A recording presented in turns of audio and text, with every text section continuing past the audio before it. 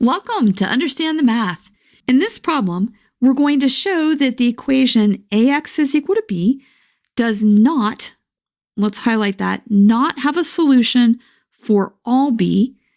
And we're going to describe the set of b for which ax is equal to b does have a solution. I wrote down in purple here what we have to do to solve this problem.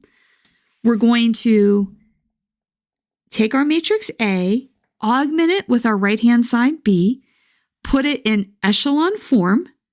Echelon form is always the form that you go to when you want to find out if a solution exists. And then once we have it in echelon form, we're going to find restrictions on our right-hand side, which contains the variables b1 and b2. So let's go ahead and let's start. We're going to write down our augmented matrix. And then on the right-hand side, we have b1 and b2. We're going to put it in echelon form.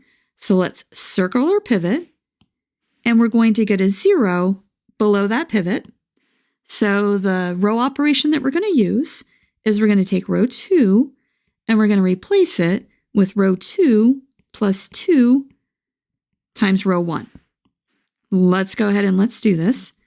Our first row stays the same, so we'll go ahead and write that down. And then our second row, we're multiplying first row by 2, adding it to the second row, so we pick up a 0. And then we have a 2 minus 2, so we pick up another 0. And then we have our b2 plus 2 times b1. Let's now focus on our second row. The idea was we wanted to make sure to find the set of b for which ax is equal to b does have a solution.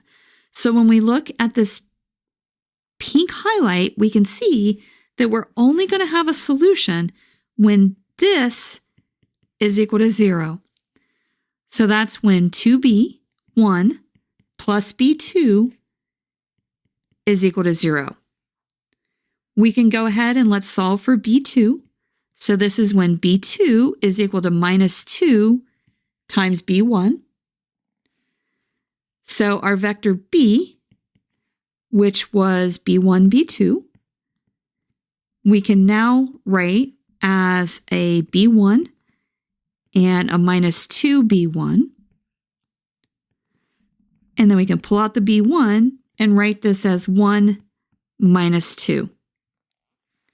So there's often two ways to write this solution.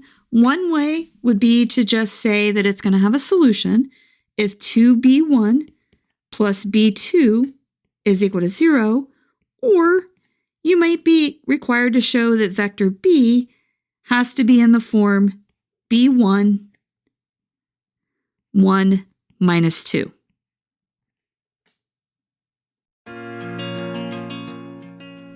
If this video has been helpful to you, please consider subscribing to my channel. Keep believing in yourself and have a great rest of your day.